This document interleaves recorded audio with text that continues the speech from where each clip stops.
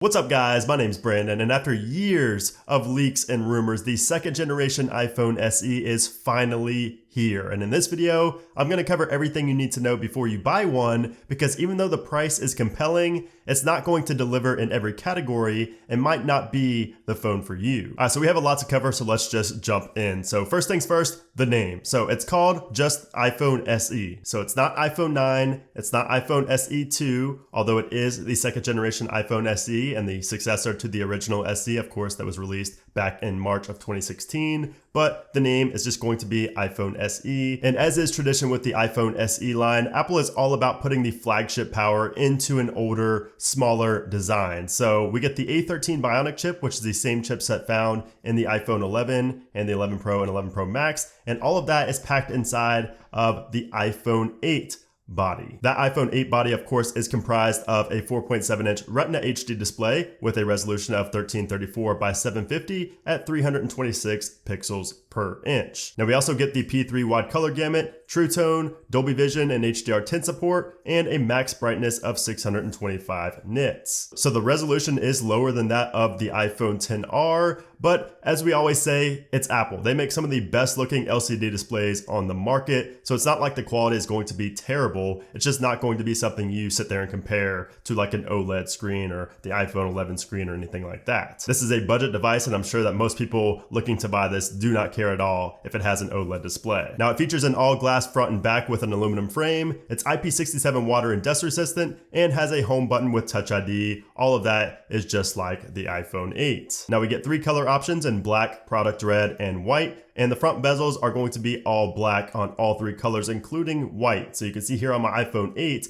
I got this in the gold colorway, and the front bezels are white. So on the iPhone SE, this is going to be all black like we see on the newer iPhones. The iPhone 11 also came in a white color, and that had a black front. So it's going to be very similar to the white iPhone 11. Now on the back of the iPhone SE, we're going to have a super clean look with the centered Apple logo with no iPhone text near the bottom, just like on the iPhone 11 and 11 Pro. And of course, we do not have a headphone jack, only the Lightning ports. And you also get dual SIM support, so that's really nice. Now what's interesting is that even though we have the A13 Bionic chip, the iPhone SE does not get every feature that comes with the iPhone 11. And one of the biggest features missing in the new iPhone SE that's in the iPhone 11 with that same A13 Bionic chip is the ultra wideband chip. So we do not get the ultra wideband chip in the new iPhone SE, which is pretty disappointing, especially with AirTags set to be released later this year. I really expected that to be in this device, but we do not get that. But at least we do get Wi-Fi 6 support, along with support for using express cards with power reserve. Now moving on to the camera. So this is an area where the rumors really lacked in, and now we know why.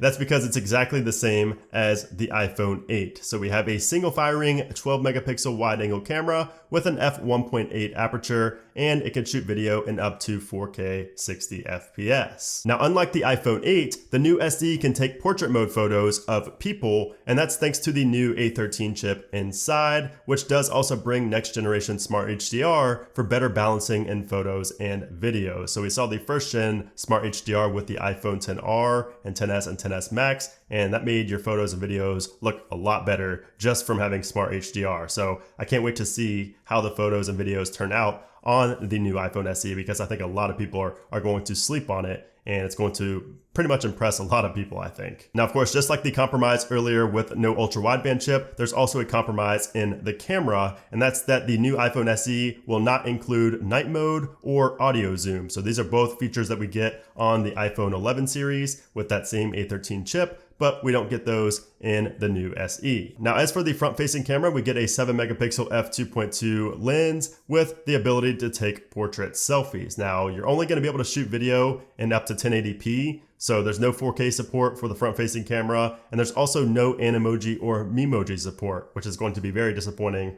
for those of you who'd like to use those. So the rear-facing camera is going to be pretty good on the new iPhone SE, but the front-facing camera is not going to be that great. Really, the only difference from the iPhone 8 is going to be the ability to take portrait selfies. Now, as for the battery life, we have the same battery found in the iPhone 8, so you can expect about the same usage. However, that A13 Bionic chip, once again, could help squeeze out more usage on a single charge compared to the A11 chip that was found in the iPhone 8. But overall, it's going to be about the same. I mean, Apple was claiming up to 8 hours of streamed video playback on something like YouTube or Netflix, or up to 40 hours of audio playback. But those numbers don't really mean anything. You know, nobody just sits there and does that throughout an entire charge. So I'm expecting a little bit better battery life than the iPhone 8. Not quite as good as something like the iPhone 10 or the iPhone 10R or anything like that. But I will be doing comparisons here on the channel to see just how good that battery life is. But don't expect anything to blow you away. Don't expect amazing just because it has the same capacity as the iPhone 8 did. And of course, since we have that glass back, we do also get wireless charging. We do also get fast charging capabilities as well, but a fast charging block is not included in the box. And then finally, the pricing. So the price of the new second generation iPhone SE has been rumored for a long time now, and that price actually turned out to be accurate. So it starts at $399 for a 64 gigabyte model and goes up to 256 gigabytes for $549. So that is an absolute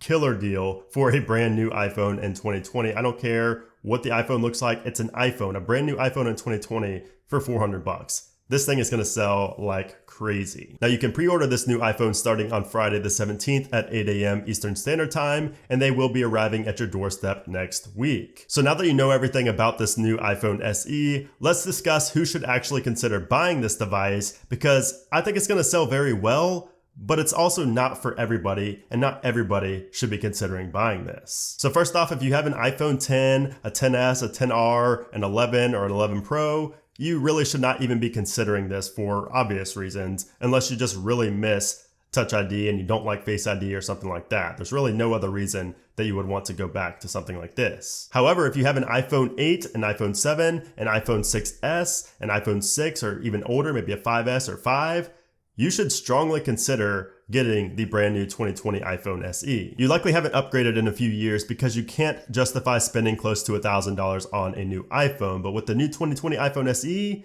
you're only going to be paying a couple $100s if you get it and then sell your old device. You're only going to be out like $200, maybe $300 if you sell that old device. So I think this has a very, very compelling value proposition for those of you with the iPhone 8 or older. And plus, you're not going to be wishing that you had Face ID or anything like that because you've already been used to the home button and having Touch ID. So you're not only going to be getting a much faster device, but you're also going to have a better camera, you're going to have better battery life, and a much cleaner design, especially on the backside. Not to mention, this new iPhone SE is going to be supported with software updates for at least 2 to 3 more years than an iPhone 8 or earlier. So the phone's going to last longer, and it's going to make you not have to spend more money in the future on a new phone that's going to be supported by future software updates. Now, of course, I will be making more in-depth videos and comparisons when I get my hands on the 2020 iPhone SE, but for now, I say that for those with an iPhone 8 or older should strongly consider upgrading. But I want to hear your thoughts. What do you guys think about the 2020 iPhone SE? Do you think it's worth buying? Are you going to be getting one? Let me know all your thoughts down in the comments below. You guys know I love having discussions down there and replying to your comments and things like that. So let me know. And also, if you guys did enjoy this video and the information or just my voice, I would appreciate if you gave this video a thumbs up. And of course, make sure you do subscribe so you don't miss my in-depth coverage of the new iPhone SE when it actually gets released next week. But anyways, guys, thanks again for watching,